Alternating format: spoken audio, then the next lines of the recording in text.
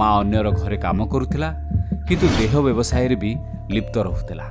Pedro Lopez छुआ होइथिले भी निज आखि आगे देखुथिला केमिति ता माँ सबु काम करुछि आ केमिति ग्राहक साजी घर को आसुछंती लोके। से भितरे गाली गुलोज मारपीट सबु किछि देखुथिला।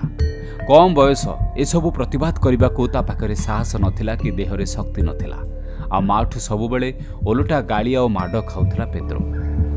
1957 मसीहा सेतबेले पेद्रो लोपेज को 8 वर्ष होइथाय।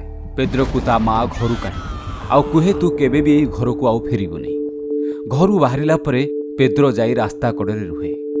किछि वृद्ध लोक पेद्रो को एमिति अवस्था देखि निज सह घर को डाकंती आ कहती तू आसिले तोर रहिबा खाइबा व्यवस्था आमे करिदेबु। पेद्रो भाबिथिला जे ता जीवन रे एते शीघ्र तार भाग्य बदलिबाकू जाउची आ से खुशी होई सेमानक सह जीवा पई राजी होई जाए।